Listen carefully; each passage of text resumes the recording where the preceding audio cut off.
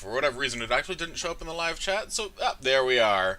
Welcome back to Tales of Berseria. This is the Salted Grump, and with me is B-Man. Sup? And this is the actual screen that I was sitting on because I was loading the save data for obvious reason. We last left off at the Figale Ice Caps after escaping from prison. And Velvet is still mad as fuck. She also has a pair of chuckle fucks following her around. Let's see what they're up to,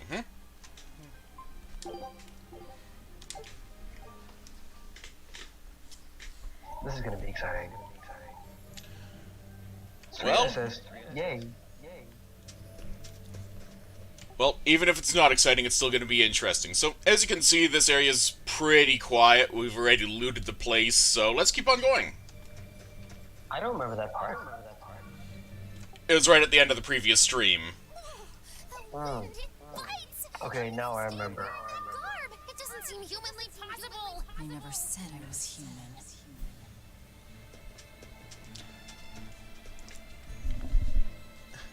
Now, I believe it was the previous stream when you asked whether or not there would be a ice area, because, of course, well, clothing like this is not what you would call suitable for cold weather. And it's actually a plot point that, as Velvet mentioned, because she is no longer human, she is a demon, she is effectively immune to the deleterious effects of weather, such as being too cold or too hot. So, Also, I will be doing some... way. Sorry, continue, B-Man?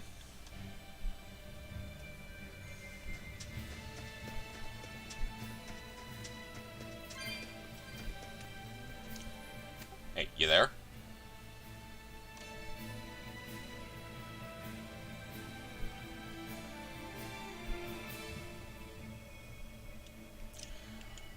Anyway, one of the other things that I'm going to show off in here is within the menu, actually, so let me just pop over to that quick. And welcome back. So, something here that I'm showing off is that you have the listing of all the enemies you have fought in the game.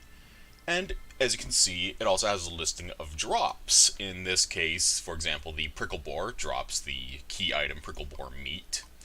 And you have the enemies sorted by type and all that sort of stuff. So, eagles you fight in the ice caps, which is where we're at. We've only defeated one of them, but it has nothing under the drop list, so we can safely ignore fighting more of those.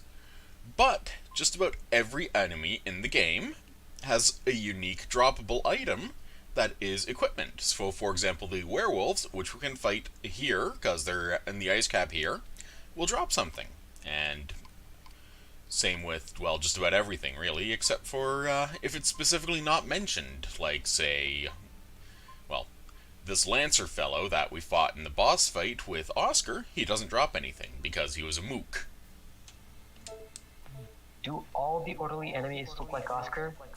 No, the orderlies, which are exorcists and members of the Order of the Seraph and all that sort of stuff, they all have a standard uniform, but all of the bosses, like Oscar and such, all have customized uniforms. Okay. So, as you can see, I just got an enemy alerted to me, so let's just kill its ass. Oh, by the way, Serena says that, like, she issues a correction that Tales of Zillia was the last Tales game she played. That was on the previous stream.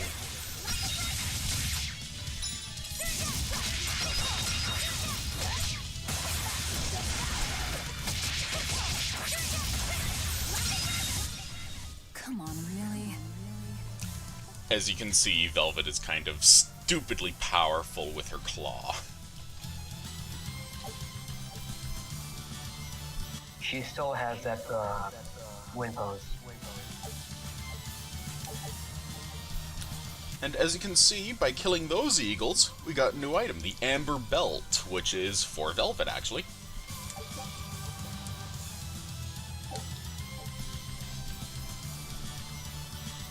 Let's just slap that out of her.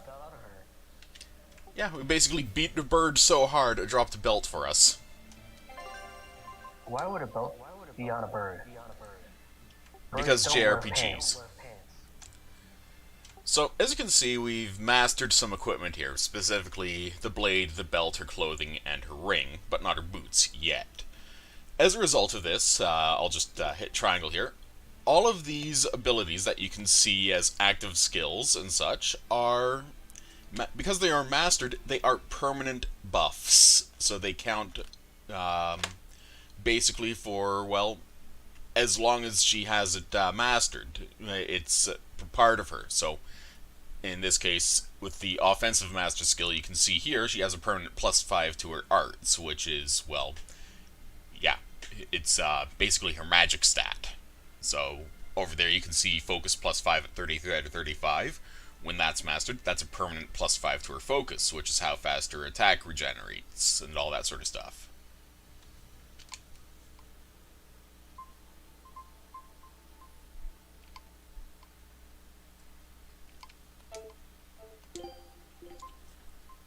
Yes, Serena. Velvet is 100% a demon now. Yeah, she just looks like a very pretty, very traumatized 19-year-old. I mean, she is, but Yeah. One of the plot points of this game is that what makes a demon is not its appearance, it is whether or not it loses its mind. And everyone believes that demons are mindless animals. So Velvet is the exception to the rule, essentially.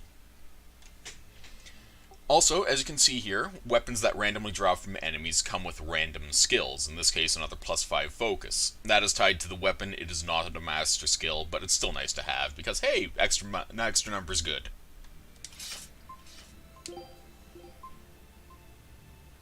I just noticed something about Velvet's outfit, and I'm not going to mention it. No, go ahead and mention it, she's probably heard everything already anyway. Christ, her fucking pants, dude. Well, let me show you something, actually. So, this is the fashion panel. This lets you basically choose what you want to add as accessories and detachments up to a limit, as well as hairstyle and clothing. Right? Yeah. Oh, this is a layering system. Yeah, kind of. This has been in pretty much every Tales game since DayZod. So you have Velvet's normal style, which is pretty wild and untamed. God damn it, I should move the mouse control out of the way, because... Sorry about that, it's just multiple shenanigans, because I'm using my PS4 controller for this, but the game is doable with PC controls as well, keyboard and mouse. And with the hat style, as you can see, she just slicks her bangs back. So, she's got a 5-head like that, though. And the villager style from the start of the game, actually, which is, well, pretty good. With the braid and everything, right? Yeah, the tight braid, and it's generally less wild. Yeah, because this is back when she had the shit. Yeah. This is No. back when she gave a shit. No. Oh, by the way, Serena says, Now, take a look at this. This that they had to tone down. Okay, you first, and then me. They had to tone down a lot of things in this game. It's extremely dark. So, now, take a look at her regular clothing, and then compare to her villager clothing. You'll see that there is a lot of parallels going on there. Namely, what could be considered her shorts and leggings in her regular clothing is her shorts and leggings from when she was still in the village of Abal 3 years before. It is quite literally the tattered remnants of her clothing that was, well, what she got tossed into prison with.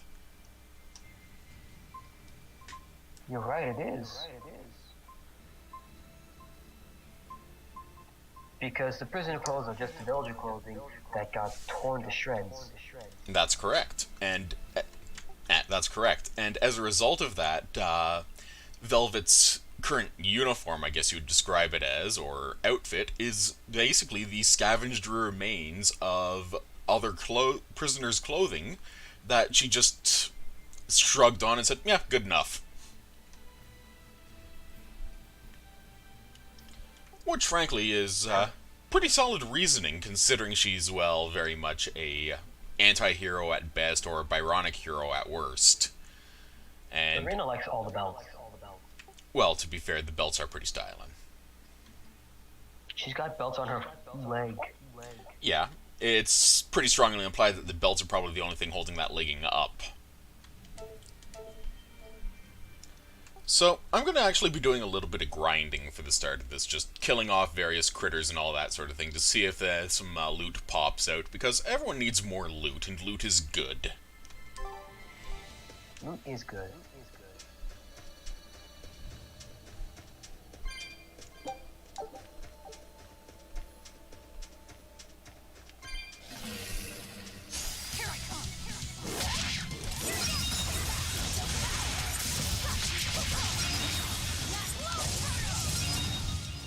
Come on, really? Yeah, I'm reasonably good at this game's combo system.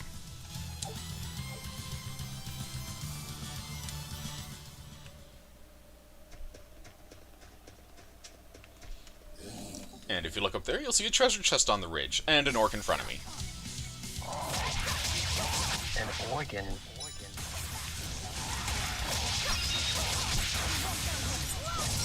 Oh, an orc.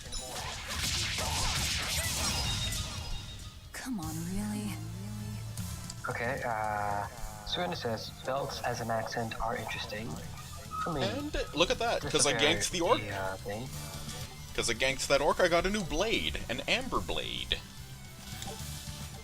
The color or the material?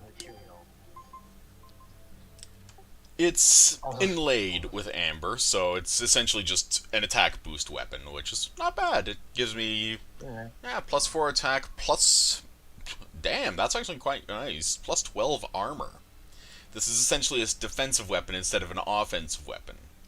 You can also see that crease in the center of the blade, which is where the extendable portion of the blade comes into being. Because, as mentioned, it normally just resides fully within the gauntlet there.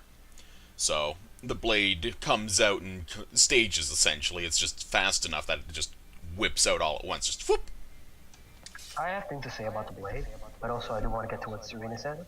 She said, one of the things she said was loot and XP are like in JRPGs. And the next thing she said was, I struggled with the combo system in Zilia. Yeah, Zilia actually had a combo system that was not as well thought out as Berseria. Berseria's combo system really is the best of the Tales series so far, and that's in no small part due to the lessons learned from older games.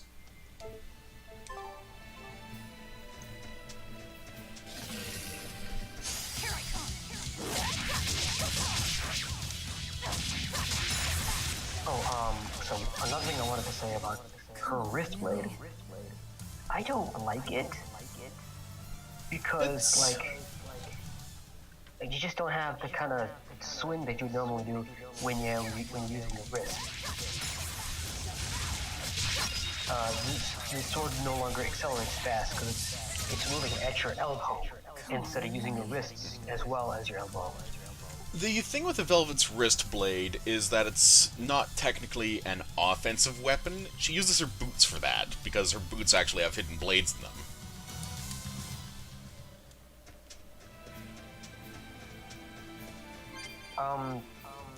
Serena, I don't know if this game is still available on Steam for this kind of price. You'd have to ask Grump for that. Grump is, The Steam sale ended this morning, so it's no longer at cheap. Oh, okay.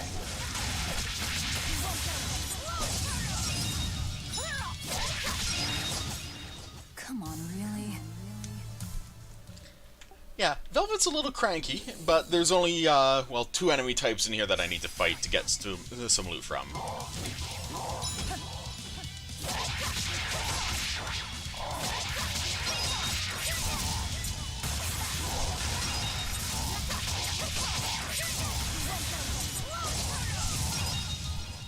Come on, really? Now, I admit I am not doing perfectly in these fights, partly because of the fact that I was distracted and using push to talk to actually talk with you guys, but in general it's just kinda showing shit off at the moment, and, well, it's actually still very well done. Because voice the activation. game is actually loud enough that it starts to overpower into the voice activation. Huh.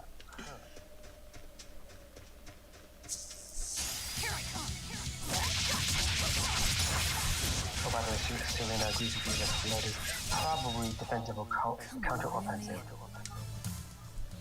I'm sorry, could you repeat that, please? I was busy beating the shit out of something and didn't hear a damn word. Serena said she agrees with you that the wrist split is probably more defensive or counter-offensive rather than regular offensive. Ties to home. It's complicated. Oh, then are you really sure you ought to be taking on further debts? It's a teaching of House Rongets. Pay what you owe. Well, what a civilized family you've got. Were you in for long? 3 years, maybe. That's why I know so little about the state of the world. Oh gosh, me too. Art building Malakim. I've never seen such a thing. How much else have I missed? Used to be witches who had a monopoly on charms and hexes. Can you even comprehend what this will do to business? Should I even ask why you were imprisoned? Back for unlicensed witchcraft. It was a tale of betrayal, most wicked and foul. Care to hear more? You'll cry. I'll laugh. Emotions will touch the rafters. No, thank you. No, thank you. I like her. Magilu is a walking shitpost, and her entire character is based around masking what she truly is. Anyway, there's more stuff to grab, so let's get grabbing. Let's do it.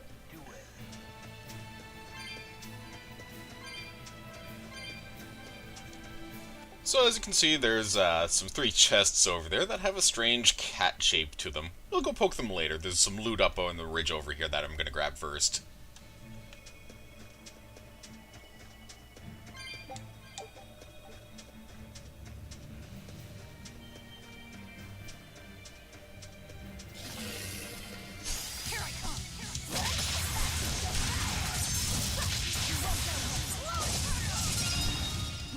Come on, really?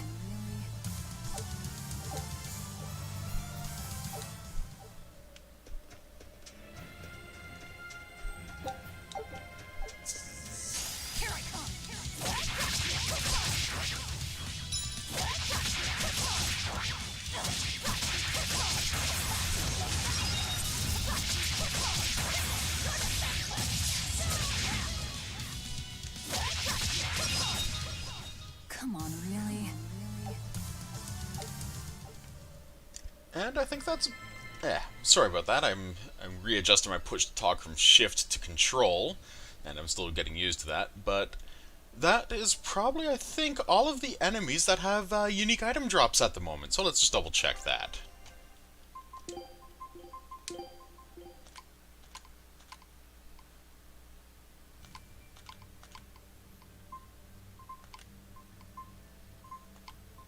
Serena agrees with me in that she thinks Magalu is pretty baller. Magilu I like because, honestly, she is a refreshing character in this game. Otherwise, the game would just be extremely too dark, really. Because it is a story of revenge, and having Rokuro and and Magilu basically shitpost everything during the entire quest, at least so far, is well worth it because it tempers Velvet's tendencies of going, I am going to use anyone and anything to get my murderous revenge on. So, oh, by the way, Serena asks, and this is a question I actually have as well, are there any other victory poses for Velvet and the other characters, and whatever player characters you got throughout the game? Because, this is kind of boring. Yeah, there's other victory poses, but they usually involve more characters. In general, early on, you don't really get much in the line of variety, simply because of the fact that the game expects you to have more than one person for the characters to bounce off of in the active combat system. And with only one person active, it kind of limits things. You know, this reminds me. You have like 2 other troll foxes, right? But why are they not with you in combat? Did they just not join the party yet? You'll see. I think I can answer that one. Magalu does not have any weapons right now, I think, or One in a good long while. and the other one has a broken weapon. Is that different from a regular cat? So, they're animes. And the broken Anime weapon bit powers. is plot relevant, so thanks. Special kind of mala. Sort of. Who? That works for me. I understand that they're hard to understand, at least. Hey, Did I spoil something by No, like, we already knew the blade was broken. they look like this. That's just like what I found at Titania. Perfect. You could say they're kind of like our souls to us. Cat spirits, huh? Sometimes we So, call demons too. That's just foolish. Really? Then how about kitty clumps? Anyway, oh, Serena says she didn't know that. Meowvelous, our souls flew right out of our bodies. Oh, Serena just joined up on this To find the cat talk with her. spirits and use them to emeosipate my friends. Emeosipate? Really? It means to use cat spirits to free cats who are locked away in cats' boxes like these here. Meow. Here, you'd say Yeah, I'm not. I played a little bit farther than you, but on the stream. But the combo system's kind of weird to me. Meow. See? Emeosipate. By that logic, shouldn't it be ecatsipate? Wow, you're way more clever than you look. For real. I guess I totally underestimated you. Please, our cat spirits got scattered far and wide, and so many sad cats are trapped without them. Seek out the cat spirits and rescue our poor lost brothers and sisters. Meow. And why should I? Please, think of the cats. You know, cats have weird and mysterious powers. There's a good chance we might benefit by having them in our debt. We'll make it worth your while, I promise. And if we snub them, they might put a curse on us. That has been known to happen. If we're doing all this traveling anyway, why not help them on the side? Just remember that it's on the side. So, yeah, cat spirits. These little shits are, well, Annoying as shit. well, they're little shits because they're cats, but at the same time, they're also how you get additional accessories. Every time you collect enough and crack open a cat's box, every other box will give you a new item to accessorize a character with. So, for example, our first accessory, if I recall correctly, will be a 10-gallon hat. You are correct. I just got back home from, like, petting cats and cleaning up after cats, and that was a lot more tolerable than this. So yeah, as mentioned, I just got a 10-gallon hat, so let's show it off for a few seconds. I'm gonna show it off in the accessory pile here. Rugged charm, help you ride horses, yada yada yada bullshit, so on and so forth. It doesn't look bad, and in fact, you can adjust it. Adjust. The angle at which it rides at, right? Yes, you have to do this.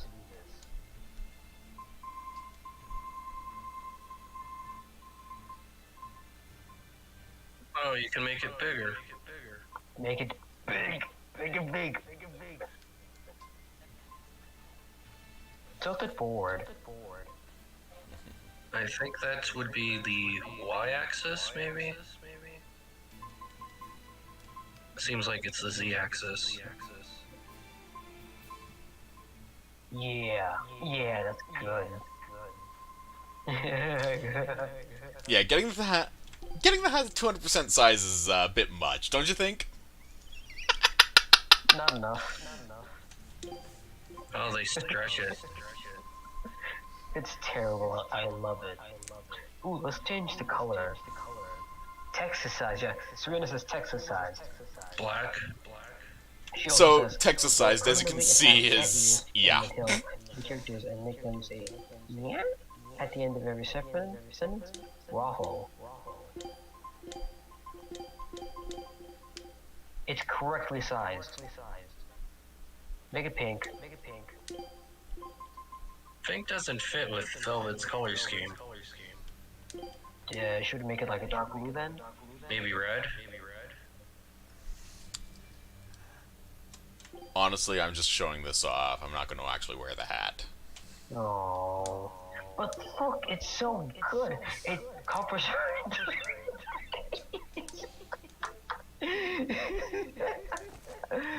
Oh my god, this is beautiful. I mean, if you want to, I can crack open the DLC for alternate outfits, but no. No, don't bother. I think most of the DLC is just, Cosmetics. outfits. Barring some of the, bonuses that you get. As I said, it's 95% cosmetics, and it's not worth the $5 I paid, but what the hell. So, there's actually a total of something like 14 DLC packs, of which 5 are free, because they're just items you can grab onto. So, this little critter wants us to rescue all his buddies because they partied so hard their souls escaped. Party, I wanna have a party.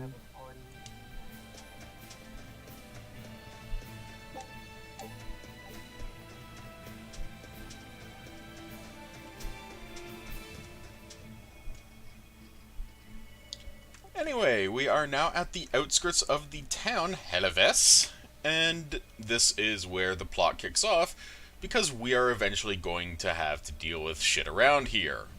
So, one of the nice things about this game is that, honestly, you don't really need to fight everything. You can avoid a fair chunk of the fighting simply because of the fact that most enemies don't really give all that much experience, and it's not really worth the fight. But, well, I'm gonna murder most shit that gets in my way anyway, because it gets in my way. Ooh, Serena says that the game is $19.99 USD on the PlayStation Store. She might just, or she could go to GameStop and get a physical copy, which I'm like, okay, I get it. I also prefer a physical copy. Traveled so quickly. I somehow doubt they'll just let us in looking the way we do. I apologize about earlier. I didn't mean to steal this. The compass.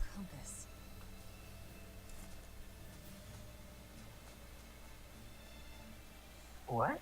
You okay with this? He could be working for the exorcists. I'm following him. Is he your dessert? If necessary. Oh look, the compass thief gave the compass back. Good on the compass thief.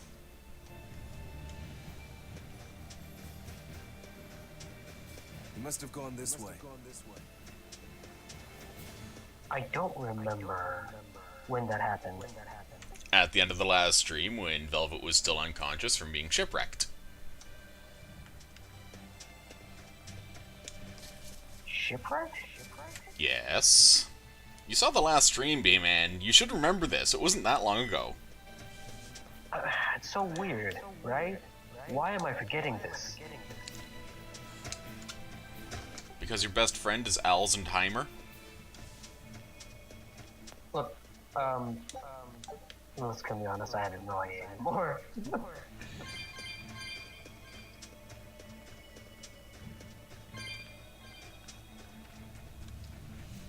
Now, this raises a nice question. Ladder. Why is there a ladder into a tiny cave into the outskirts?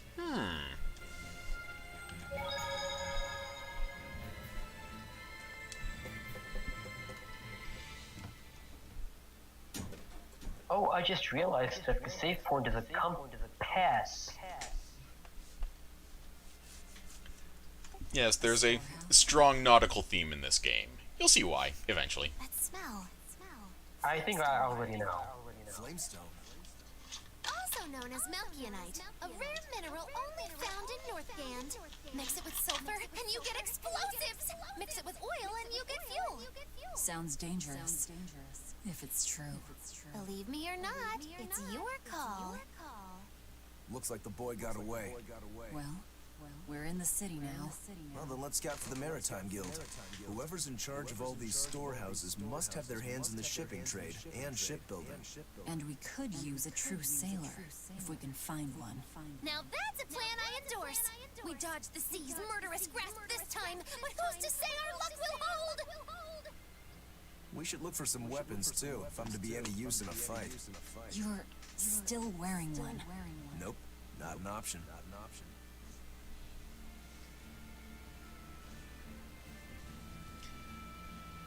So, we find ourselves in Helivis, spelled Heloise because, well, localization and all that. And, well, there's a bit of loot in here, but it's just a storehouse. We've all seen the inside of one, especially in video games, so let's get going. I used to work in one of these.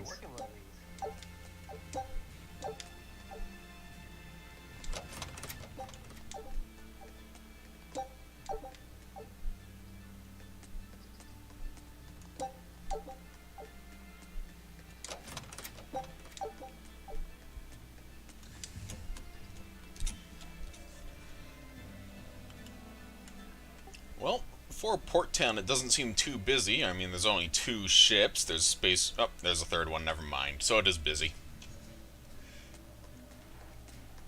Serenus has crappy storage management. Lol.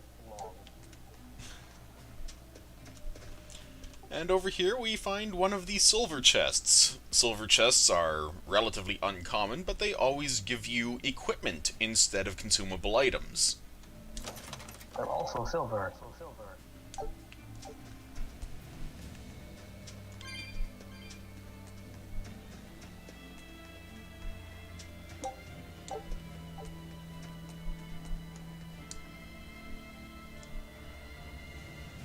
So our goal is the city of Logres in Midgand. So allegedly it takes about a week there to sail there. So that's not too surprising. It does surprise me that some of these ships have their sails out, considering, but, well, that's just me. Yeah, that's kind of weird.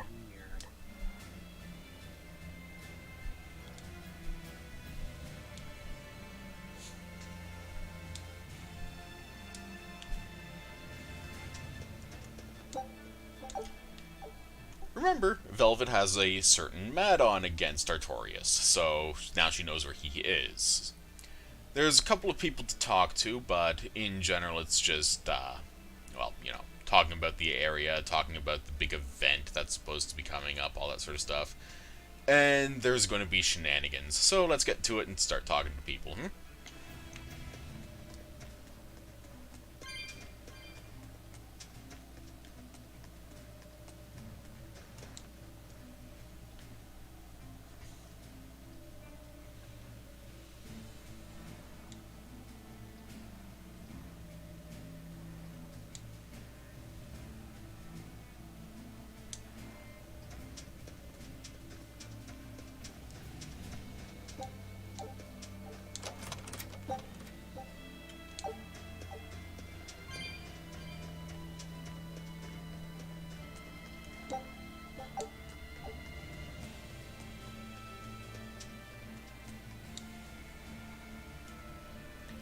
So this is actually interesting. The carrack is a design of trading ship that was popular in the 16th to 18th century. So this is actually pretty well researched because it actually accurately looks like a carrack from that time frame. I mean, I wouldn't put it past you to know. No, sir. I would not put it past you that you didn't know about... I know you know your ships. Well, I know more than just ships. It's just shenanigans and calumny.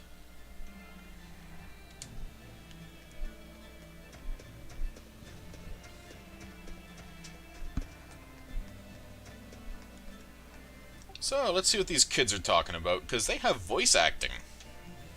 Oh. When I grow up, I'm gonna be an exorcist. Me too! exorcists are warriors who protect the whole world from demons. You can't just protect your parents. You've got to protect everyone. Oh, that sounds really hard. It is. And it's precisely because the exorcists are working so hard that we look up to them. Yeah, exorcists are the best. They're treated like heroes. I suppose to normal people, they are. And that sums up the primary conflict in this. We are not good people in this game, but what we're going up against is arguably worse despite the perception of them being the heroes.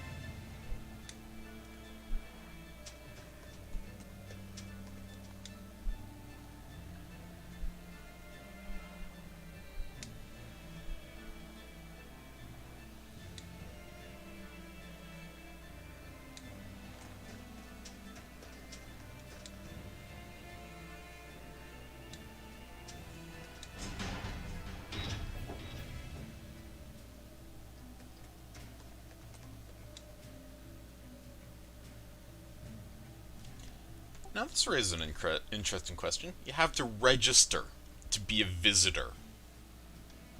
What? Yeah. Looks like the Abbey is clamping down on things like trade, travel, freedoms.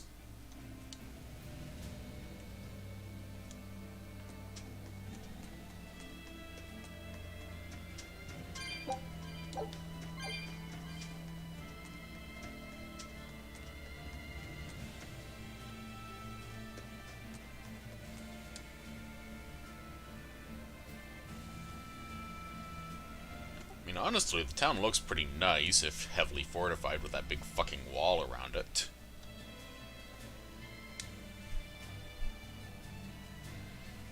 And now we have a name for a potential target, one Teresa Linares, who is the leader of the exorcists in this area.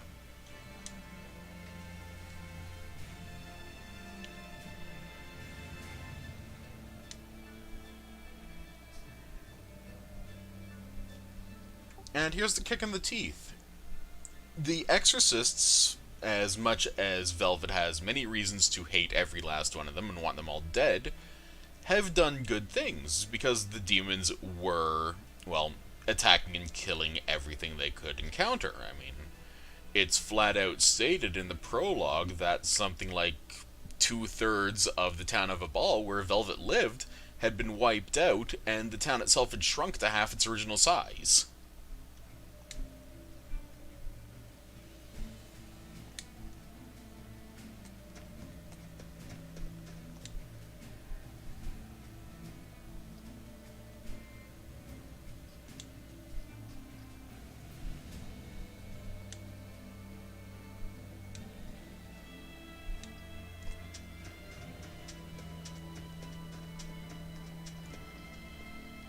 And as you can see, there's a couple of little lootables and such you don't have access to because, well, there's crates in the way and all that shit. We'll find a way around.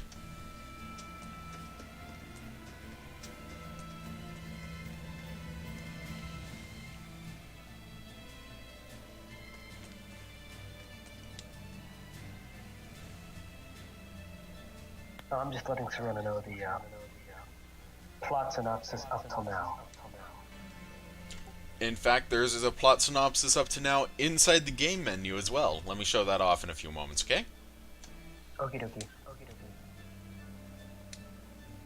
I'm gonna step away for a moment too.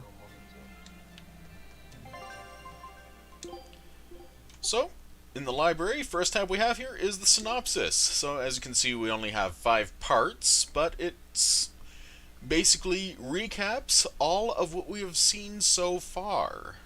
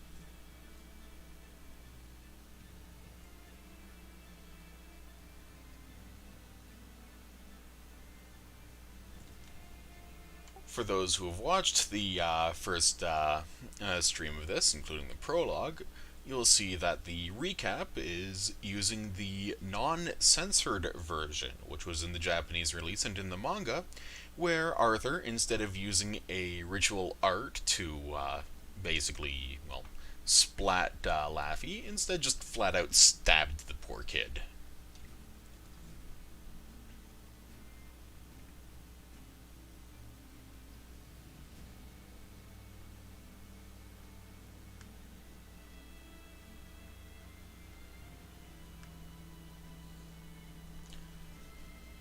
And to answer a question from the previous stream, as is confirmed here, yes, Arthur took off Velvet's left arm.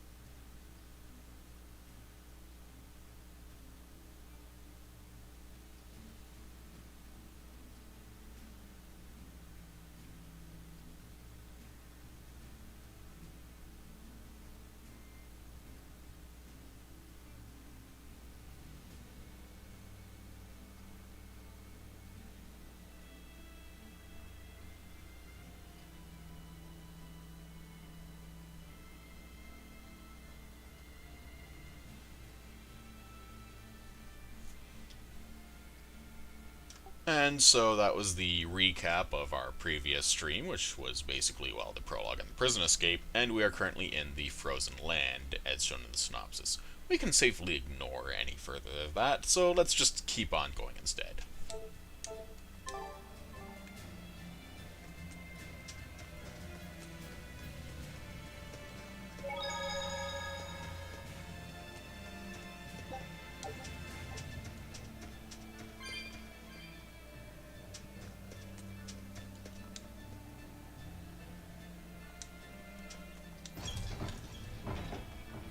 And no, despite the jokes, Velvet is not so evil that she will immediately burst into flame upon entering a church.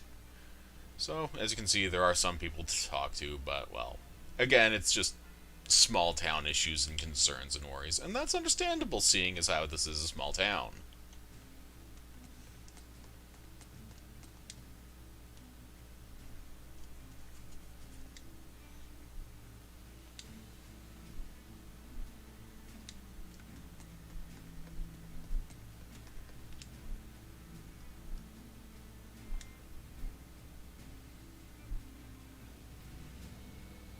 I'm burning to death right now because I'm in the church.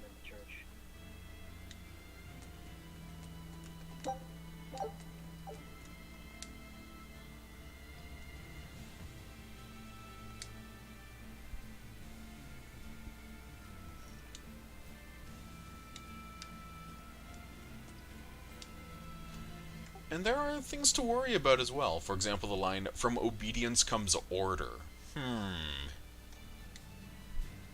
That sounds, what do you call it? Like a fascist order or dictatorial order?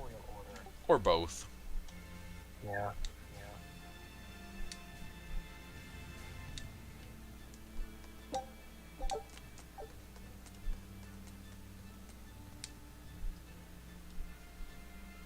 Now, this raises a good question. According to the backstory of this world, there are 4 Empyreans. The Empyrean of Fire, the Empyrean of Air, the Empyrean of Water, and the Empyrean of Earth. And here we have people praying to an Empyrean of the void and all creation, which sounds very similar to how essentially Christianity and Catholicism pushed out pagan pantheistic religions in order to supplant them.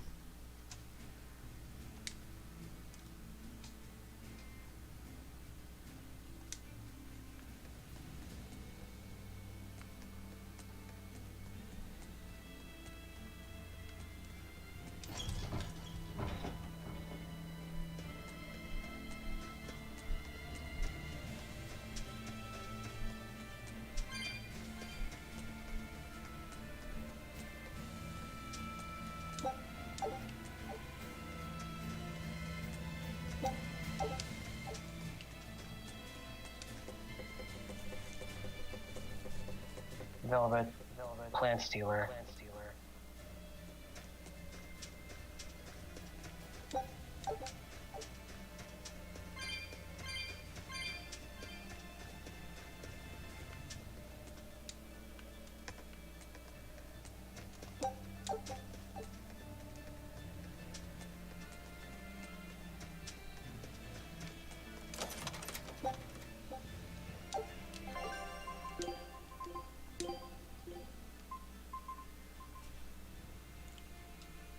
And look at that, new clothing. The amber garment does not change Velvet's character model in any way, shape, or form, but the added buffs, including plus 30 health, is quite nice. Wait, so there are some armors that change the way she looks? No. Her weapons will change, specifically her sword, obviously, with the various visual designs and all, but the other pieces of equipment, like her belt, her actual clothing, and rings and boots, those won't change color or appearance for the course of the game. It's just very much a case of the character model, in this case, well, what Velvet's wearing, is essentially immutable barring cosmetic changes in the, cosmetic tab, you know?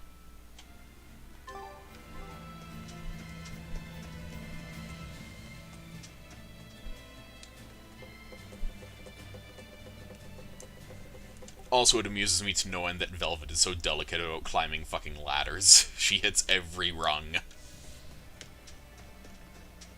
I mean, like, how much experience does she have with ladders? Let's be honest. Reasonable amount, apparently. I mean, like, she could jump down them just fine, but like, climbing up? And Okay, hey, like this is something new. This is a gold chest. This means high-end equipment instead of regular end equipment in silver chests. So it's a double amber something. And it's just another blood blade. But, well, we already have two of those now, so meh. I mean, Velvet had that ladder in her house. Yeah, but Artorias did that ladder. To be fair, Artorias couldn't do much with only one working arm. Okay, Chris.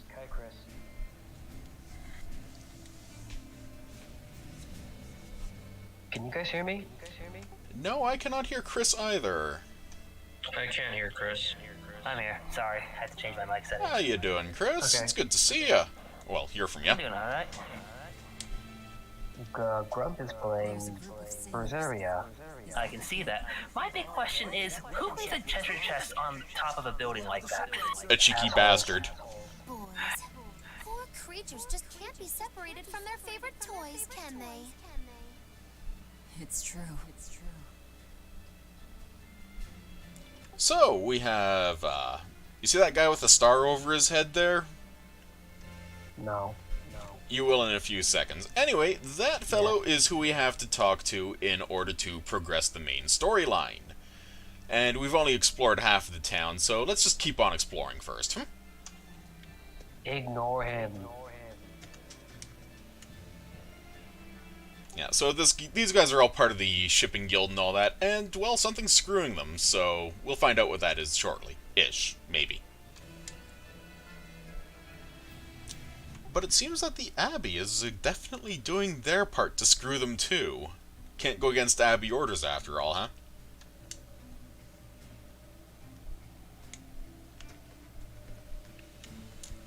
This thing is a goddamn cat's box. This is what gets you cosmetics. Every other box you crack open.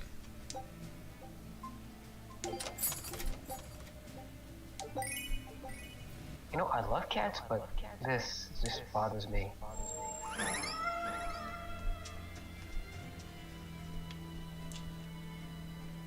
And as you can see, we just found that the game is not letting us explore the latter half of the town, because we have to go back and actually talk with the guild, the leader of the shipping guild.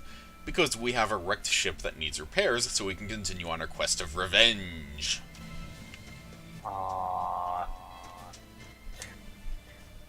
Is this a shipping guild? Damn that Dial! What does he think he's doing by trying to resist? We wouldn't be in this mess if he were dead. Excuse me. I need a ship repaired.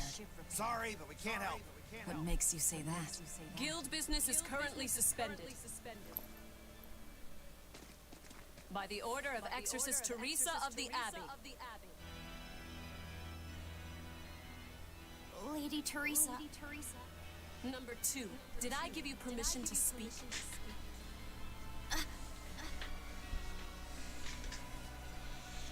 Lady Teresa, how long must this punishment of ours last? You know it was all Dial's fault, don't you, my lady? I know Dial was the one smuggling Flamestone, but your guild, through its negligence, shares responsibility. This rule was set down by the Abbey to maintain order. Do you disagree with it? No, my lady. We will capture, interrogate, and sentence Dial. When this has been accomplished, you will be free to continue business.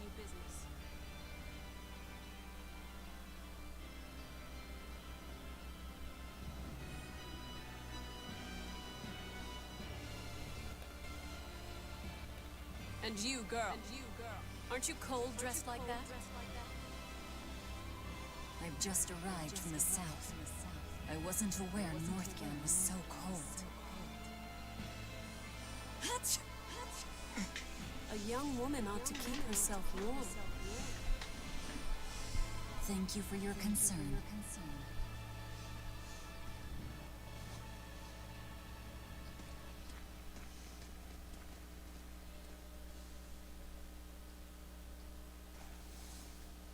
My. So this is how the Abbey flexes its muscle. Cruel, cruel world these days. I see how things stand. If I catch this Dial person, you can repair my ship, right? Sure, but I warn you, he's a demon.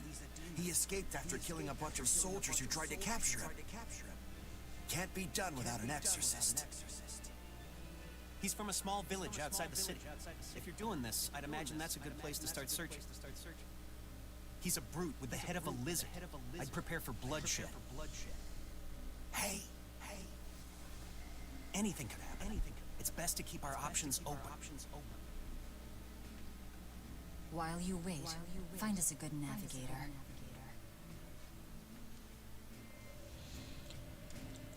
You know, What darling Rokuro's got up to in the meantime. Let's check in on him at the weapon shop. I have to admit, Velvet, for being such an incredibly direct and combative person, is quite aware of her own limitations. Specifically, attacking a high-ranking exorcist in the middle of town is kind of stupid. And she's actually not too bad at keeping a straight face while lying her pants off. I like that. That was really good.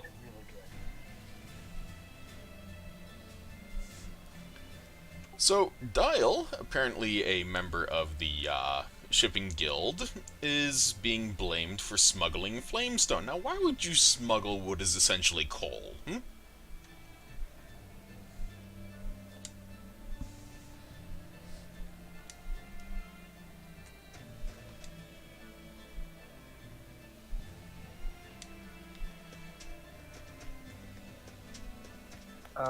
Actually, I have seen some of this. Someone streamed it to me before, and I watched it. So I'll just keep quiet.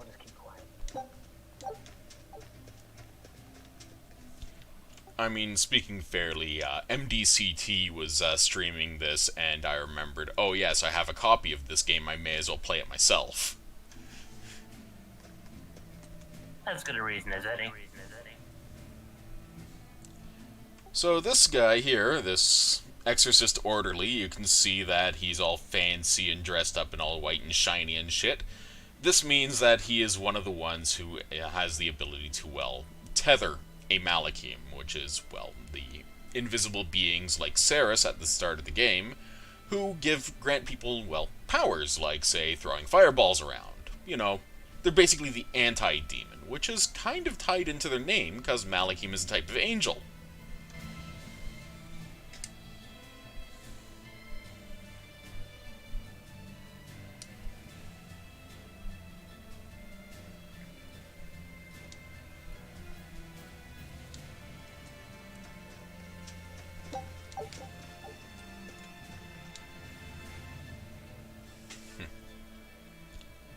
And yes, there are taverns.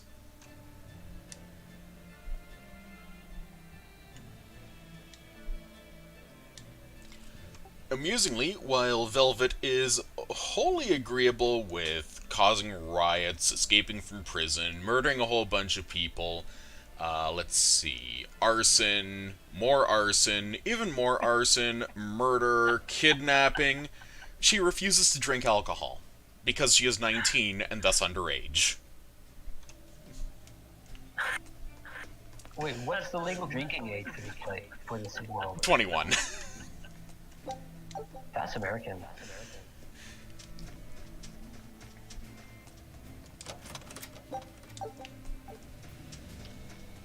So that little doodly bit we just found, that amber fragment in that treasure chest, that is what you use to upgrade weapons and armor and all that sort of stuff.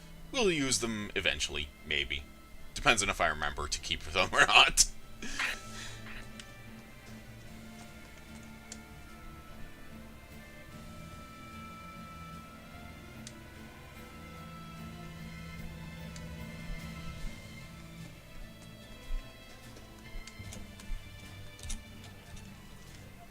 As you can see, the tavern is, well, reasonably cozy, though some idiot put a tree in it for some reason. And there's some people to talk to, loot to grab, all that sort of stuff. A cat soul upstairs to grab, so let's grab that first.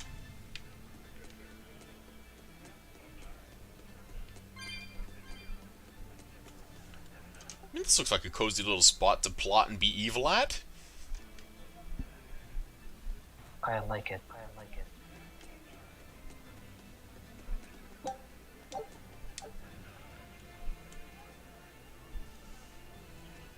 Men at the table saying terrible things, huh? Well, they must be talking about me.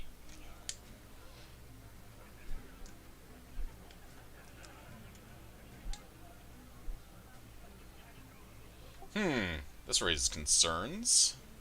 Taverns made to filter out the garbage of society, suggesting that they're snitching. This raises real concerns.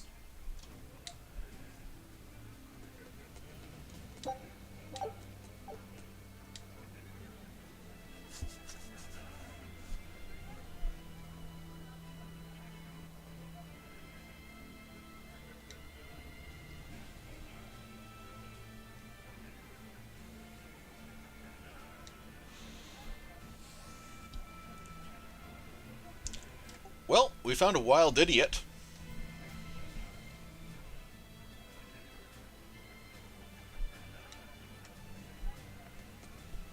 Yep. You don't have Fucking to worry drunk. about getting attacked by demons while you're here in Helives. This town is under the protection of the Abbey Praetor, Lady Teresa Linares. She keeps us all safe. Wow. She must really be something else. She is. She's lauded as the Rosary Queen. Teresa fan. She's as cool as ice and as pure and dazzling as freshly fallen snow. She's just the White Knight Helives needs. Our town is as beautiful and pristine as it is because we have Lady Teresa here with us. Anyone who disturbs her order, whether human or demon, will be frozen by her wrath, soul and all. Sounds just like an exorcist. The way she glares at the filthy. Oh, if only she would look at me like that, with those ice-cold eyes. Teresa, my love. If she lets Oh, idiots like God him fucking rule damn it. hers, then I'm sure she's not as infallible as he thinks she is. Well, you know what he's thinking about at night. Whack, whack, whack.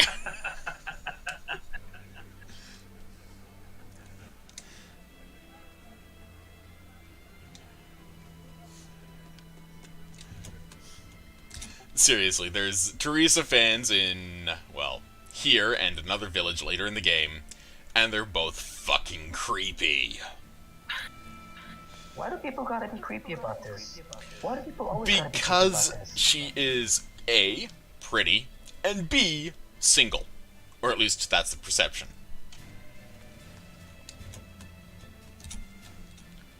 And over here we have an inn. Inns can be used to fully heal yourself for a cost of 100 gald, which is basically, well, pennies on the barrelhead. It's the equivalent of paying $1 and getting a full heal, so I'm not complaining.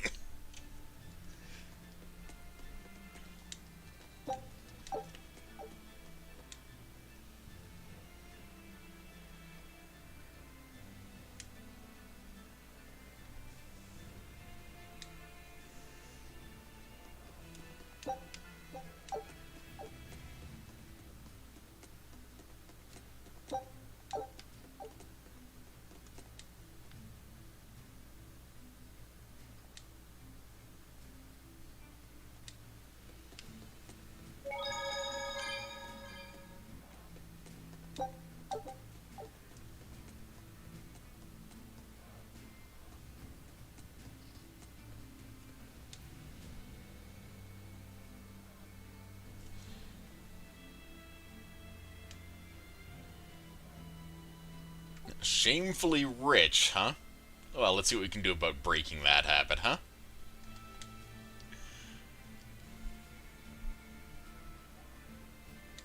What are you gonna do? Steal money? No, gonna do something worse. Or better, as the case may be. You'll see. Set things on fire? I like that idea. Well, I mean, the statement, "it could be more on fire," should always be taken as a personal challenge.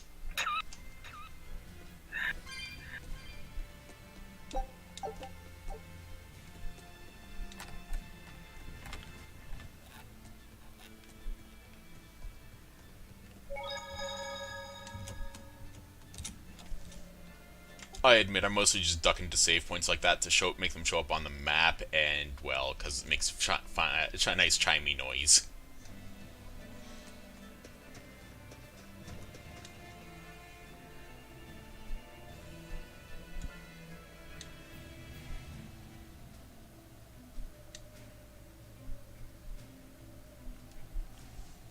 Well, this raises a question. You see Malik everywhere, right? But where did they come from? And they're alive, but they don't answer. Why?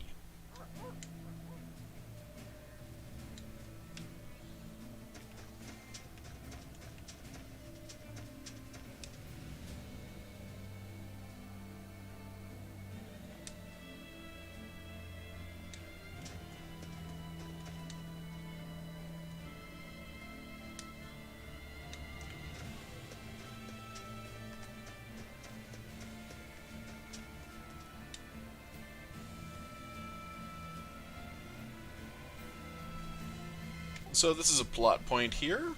The weapons that the Abbey uses are forged by Malakim techniques, which allows them to work against demons, even if you are not bonded with a Malik or a demon yourself.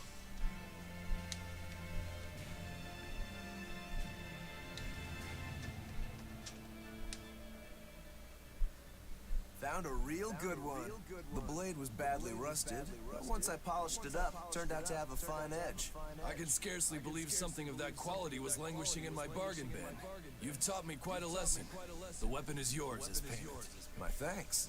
So you'll help us out? Of course. How did your errand fare? I see. So we're hunting a reptilian demon called Dial, are we? We'll check out his hometown first.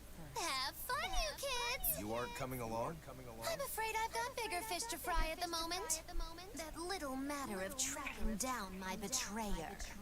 Besides, if I stick around, I'm not so sure I wouldn't wind up as someone's midnight snack. My pellet has standards. High standards. All the more reason to skedaddle! And Exained shitpost stage left. As you can see, there's now more people to talk to with the exclamation points on the minimap, And this guy here is a general trader. Technically, he is a weapon trader, but he has just about everything in one shop.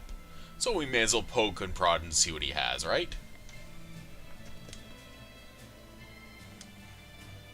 I kind of like how it blends the 3D and the 2D like that with the talking to the characters like that. Like you have the 3D world, but you also have the 2D visual novel style. Yeah, the 2D skits are a staple of the Tales series, and they're honestly quite good. As you can see, the game is very well-rounded, and a lot of that is due to the lessons of the last 21 years the series has been going. It first started in 1995. Crap. So, let's see what we have here. As you can see, we got some consumables, namely some medicinal gels, so pretty useful, but I never use them. For weapons, as you can see, we have a couple of blades. In this case, just various bits and bobs with random skills, and otherwise the base skills are good enough, so I don't need to worry about that.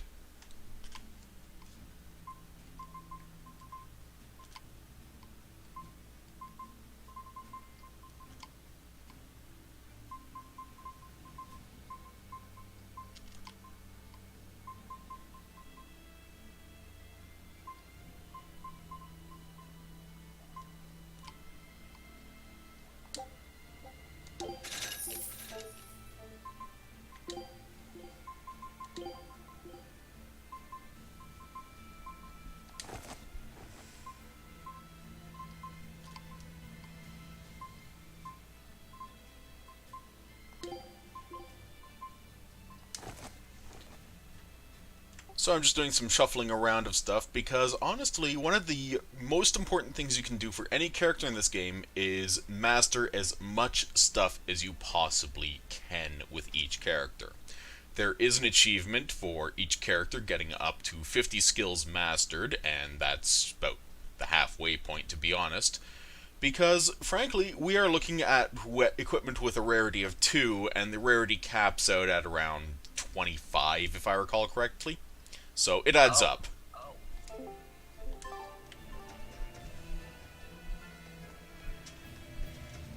Look, a yak. Hey, Velvet, here's a fun fact. Yak tail hair is considered to be among the highest quality materials for a helmet's plume. Wow, really? Also, I don't care. At my house, we had this helmet. It was an incredible piece, covered with yak tail hair. The talk of the town. House Rangetsu has 2 treasures going for it, people would say. The Helm of Yak and Stormhowl. They must not have thought very highly of the rest of you. Why do you say that? Although, I guess I can think of a reason or two. Oh well, it's nothing a demon like me has to worry about. So, that pretty accurately sums up the interplay between Velvet and Rokuro. It's just, wow, really? I don't give a kid. Oh my god. It's just so perfect, isn't it? Just, yep, I don't give a shit. Did you hear? That navigator for the shipping guild, Dial. He turned into a demon. He supposedly killed and ate his crewmates, then ran off. I might have missed this, but do you play as Rokuro? What do we do? Yep, At any point in the game? Rokuro, now that he has weapons, he is in the active party as a combatant. Okay, cool, gotcha. Once you change, you can never turn back into a human. Is killing him our only option? Killing him would be a mercy. Demons are just monsters who've lost their humanity. Yeah, you're right. Things like that aren't human anymore. Not human, huh?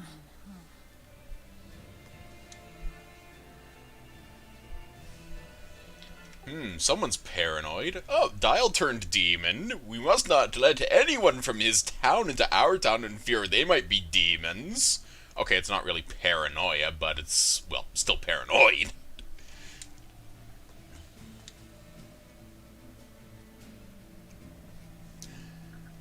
This raises a question. Why would you have a village full of people that won't listen to the Abbey? Here's a hint. They're all exiled. Oh. Huh.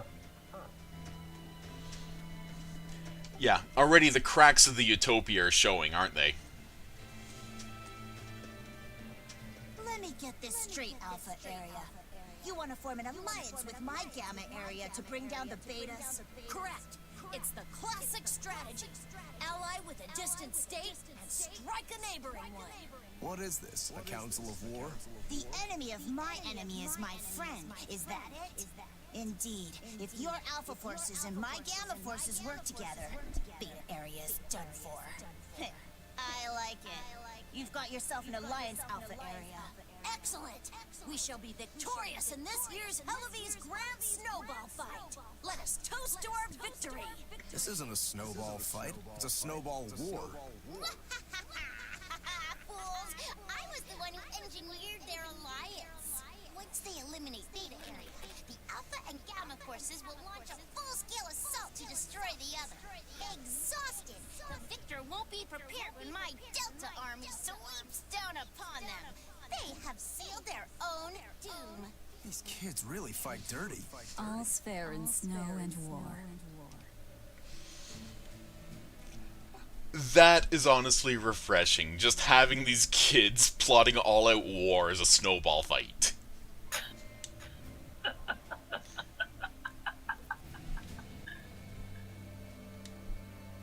That's magical.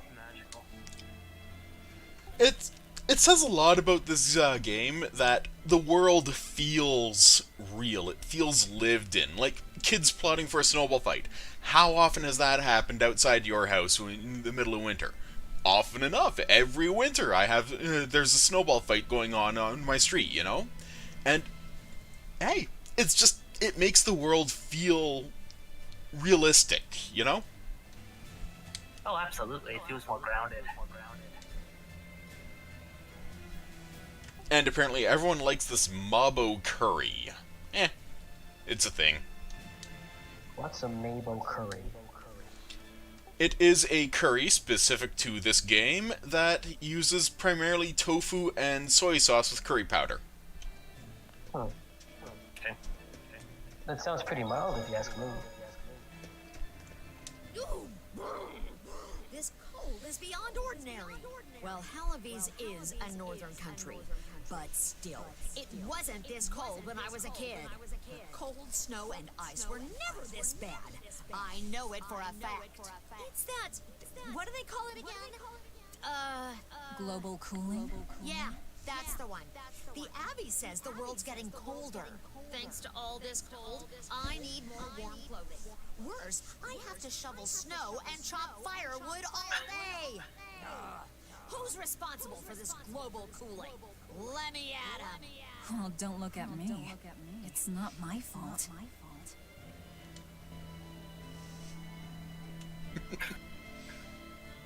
Yep, so cold she's getting heated up just talking about how cold it is. I've been there. That's fun.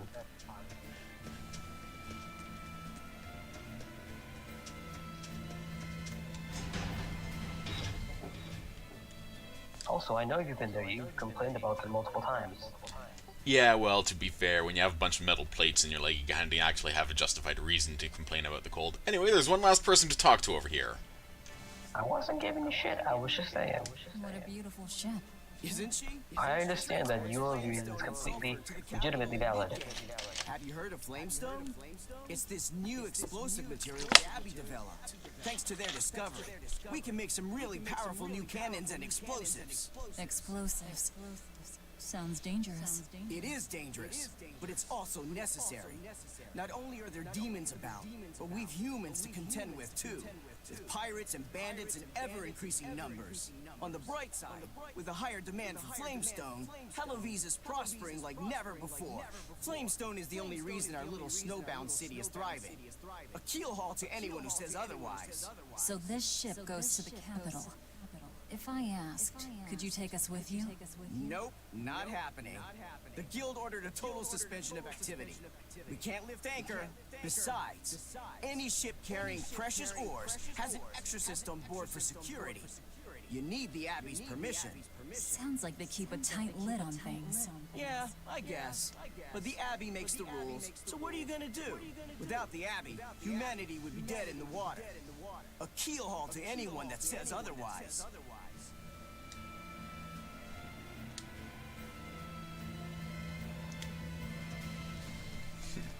Someone likes his keel hauling. I have a question actually. What is the difference between piracy and banditry? Piracy is on the seas, banditry is on land. Ah, That makes sense. you make sense. She's gonna make a compliment. So yeah, as you can see on my main save, which I've been killing time with, I'm currently level 66 after 30 hours. Good lord, man.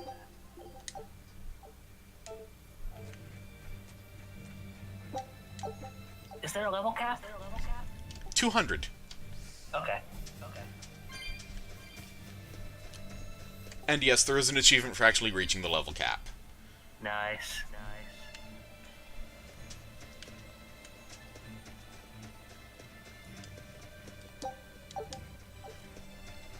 So there's some minor mooks and... got a skit there. 2 demons in the cold. Nothing but ice and snow as far as the eye can see. Are you cold? I'm fine, but I'm not the one with the exposed midriff. Doesn't bother me either. And watch where you let your eyes wander. Hey there, sorry. I meant no offense. So you still retain feelings like shame then? Wait, you don't? Me? I've lost a lot of my human feelings. I figured that was just part of turning into a demon.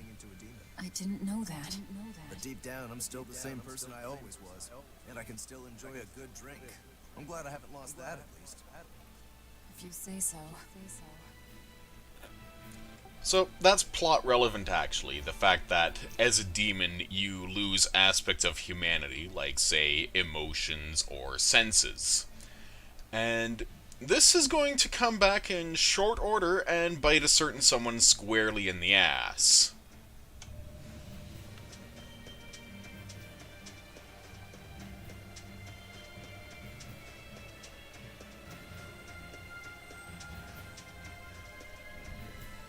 So just looking around, you can see there's a couple of birds in the background, some werewolves, an orc, all that sort of stuff. All of these enemies are basically just complete cannon fodder, and we've looted them already, but there's some loot to grab around here, so if they get in my way, I'm going to murder the shit out of them.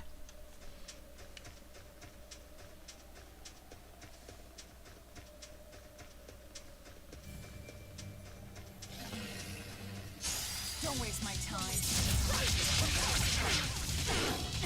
Deception!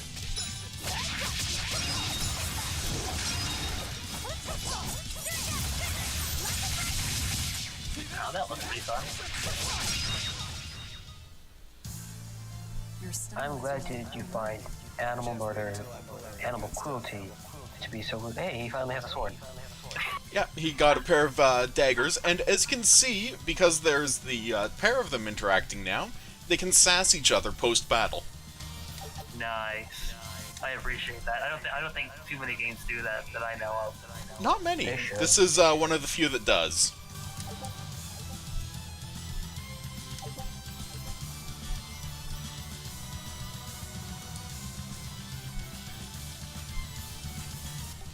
I will admit this, I have never willingly changed characters from Velvet because she's just that much fun to play.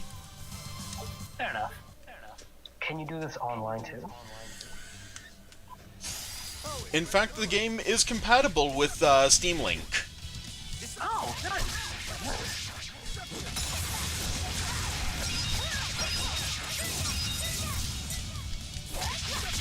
Yeah, the combat feels kind of like that one-dot hack game that Blue streamed a couple years back, I think. .gu? I think so. Was it Last Recode? I think I actually have that. Yeah. Still haven't So, played it yet. again, as you can see, because I ended that fight while Velvet was still Therionized with her arm out, as you can see, you get a new animation as a result. Yay.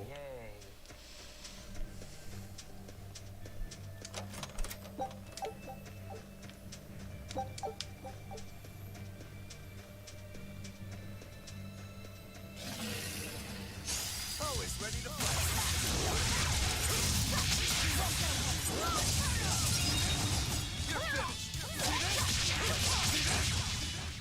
I can't even call that a fight. And as you can also see, the person who gets the sass at the end is usually the person who gets the last hit.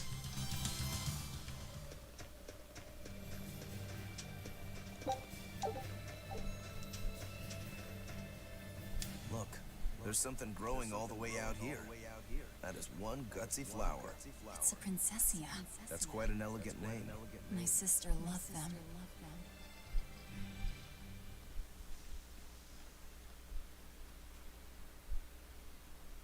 I see. Thank you. And everybody's in position, I take it? Yes. Preparations are underway now. We're all looking forward to it. Not much longer. Keep up the good work. Of course. If anyone can succeed, it's you, sir.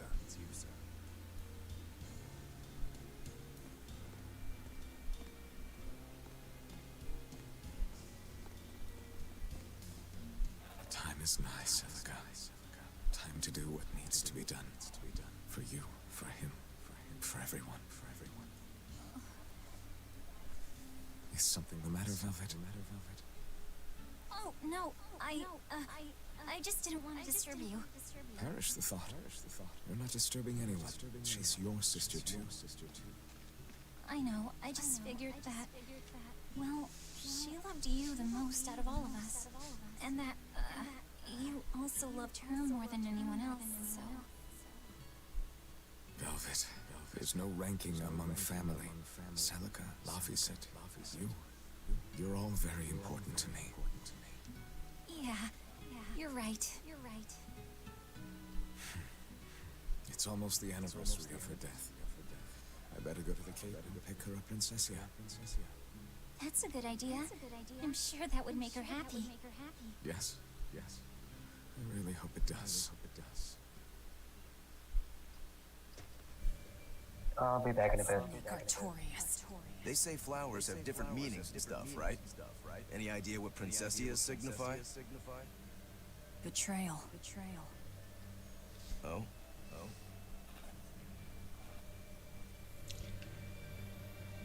Now, for those of us who watched the first stream, or played through the first stream, you might remember that princessias actually have a different meaning. So, Velvet's kind of pissed off, and even this simple memory is enough to actually hurt her very deeply, and she is not coping at all.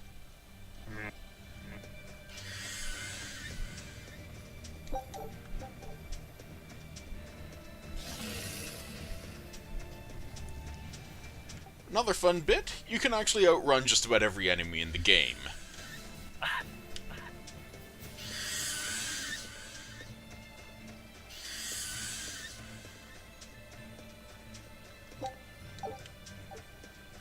I see a village. Let's go ask around.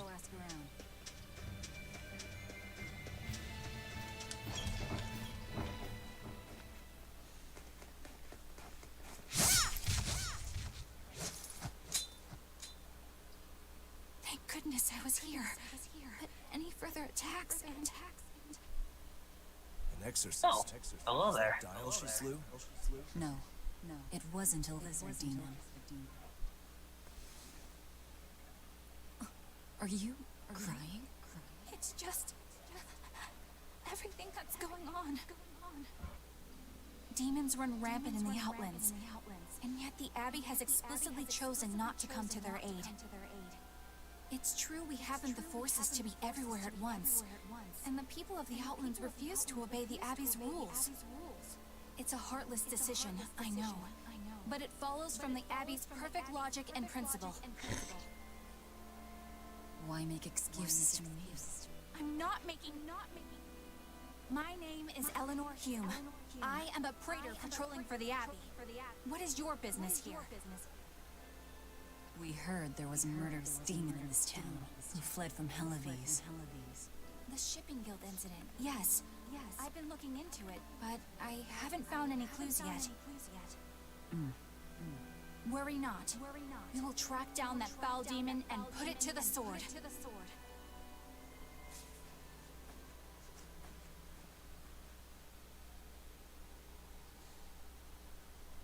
Did the exorcist lady go away? Yeah, she's gone. Oh, good. I didn't want us to get eaten. Eaten? I mean, I don't know anything about a demon. It's fine, you can tell me. I'll keep it a secret, I promise. There's a lizard demon in a cave to the north. He said he'd eat the whole village up if I told anyone. I'll give you these. Don't tell anybody, alright? Got it. That's a promise.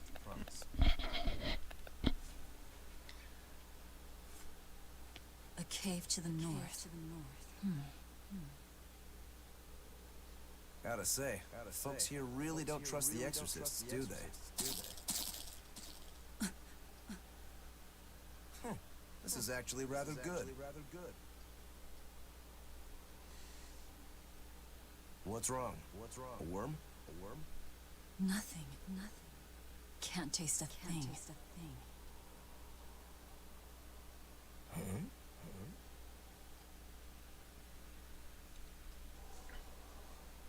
Oh, that's significant. Let's look. It is, because the thing about Velvet is that when she was a child, one of her favorite foods was grated apples. Specifically, when she was sick, her sister would make something called apple boo, which was a reference to when she was a baby, and, well, would call apples boo-boos. And now she just realized she no longer has the ability to taste, except for one thing. That woman said she was patrolling for the Abbey. What's that mean exactly?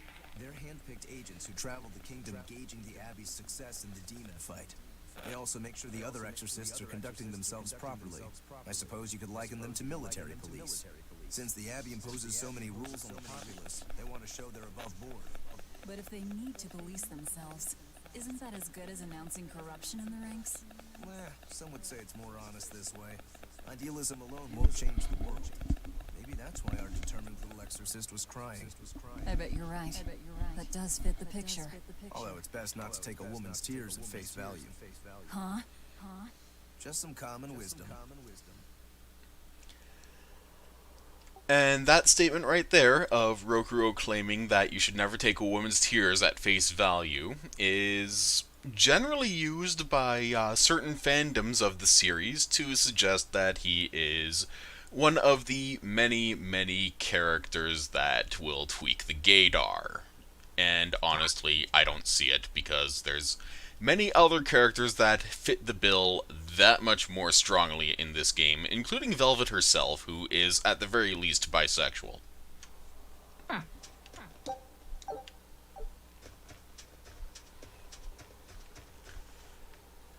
Now, I admit I'm getting up there today. I'm feeling a bit draggy, and I've had a really rough day, so I'm actually going to just make a beeline to the nearest save point and save, and then I will actually have to cut the stream off for the time being. I will continue this chapter in a day or two. It's just very much a matter of real life is happening, and I am bloody exhausted as a result. I do apologize for any inconvenience, but I do want to thank you for coming along. So let's just hit that save point and stop things for the time being. Sounds good. And totally understandable, dude. And as you probably guessed, there is some loot here and there that we shall have to come back for. My granddaughter said she spoke with you. Hey, hold up. It's not like we threatened her or anything. Don't worry, I know. I gather you intend to continue your travels, yes? Then take this. It's nothing fancy, but hopefully it helps.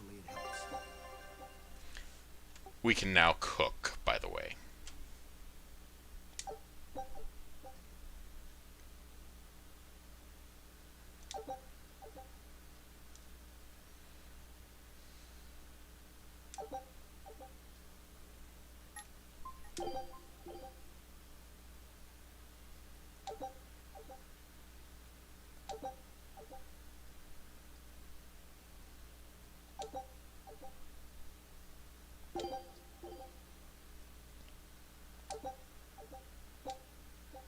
Food's ready. It's nothing special. Cooking has been a mechanic in the Tales games since basically Dayzot, and every character tends to have different reactions to cooking, depending upon the game's mechanics. For example, in some games, a character can be an absolutely great chef with one thing, and absolute dogshit horrible with another, while in this game you just have cooking levels. And the higher the level a character is, in general, the more powerful the side benefits the meal that the character creates will produce, as well as possibly saving ingredients. Oh, nice. Also, there is sass from the characters themselves. For example, as Velvet becomes a better cook, she basically goes from food ready, nothing special, to, oh yeah, I used to make this a lot, it's really good now, all that sort of stuff. Because it's very strongly implied she is using the entire rest of the party as her taste testers, because she cannot taste.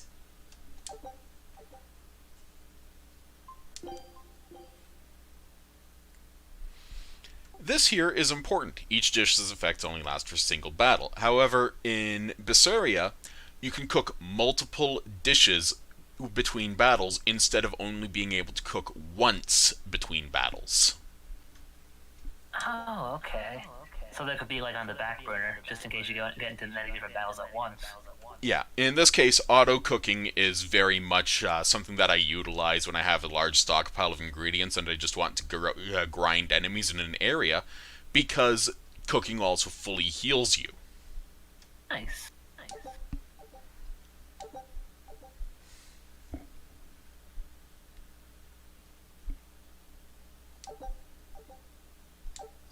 Ah, now that hit the spot. Hey, Velvet. Can I ask you a question? You can do whatever you want, but just because you ask doesn't mean you're getting an answer. So, about that whole apple thing, you can't taste anything? Not entirely. I can taste blood. Nothing else? Nothing. And I don't think I can feel full either. You don't think? You talk like you've never had a good meal before. I haven't. Not normal food, at least. Not since I became a demon. So, what have you been eating? Please. You were in that prison with me. I'm sorry. Forget it. This is just what I am now. As long as I have a recipe, I can still cook. And now I don't even have to worry about how it tastes. I suppose. Food keeps my strength up. That's all I care about.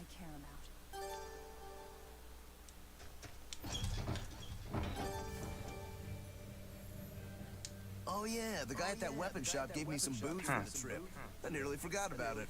You really think it's a good idea to drink when we've got demons to fight? A little drink will warm me up. I thought you couldn't feel the cold. That's true, I suppose. Well, I'm not drinking it anyway. I'm using it for something.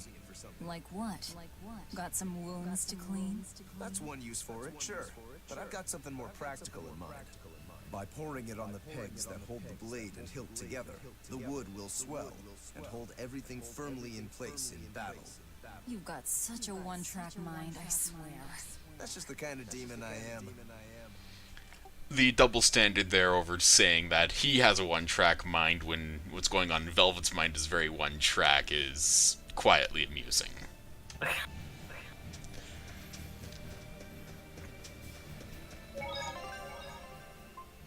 It's neat, though, that you can use alcohol to strengthen your weapons. That's pretty cool.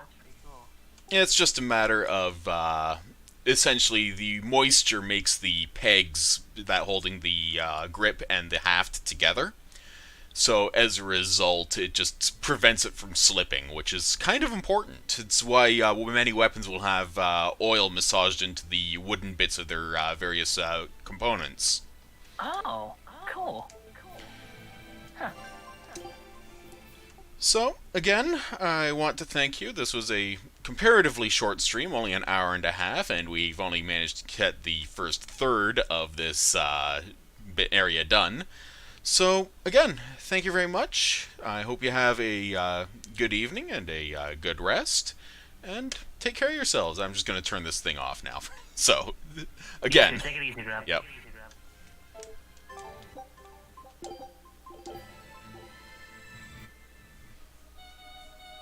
Oh, might as well skip that, because the Attract actually has a bunch of spoilers, so... yeah. Anyway, take care of yourselves. Have a good evening.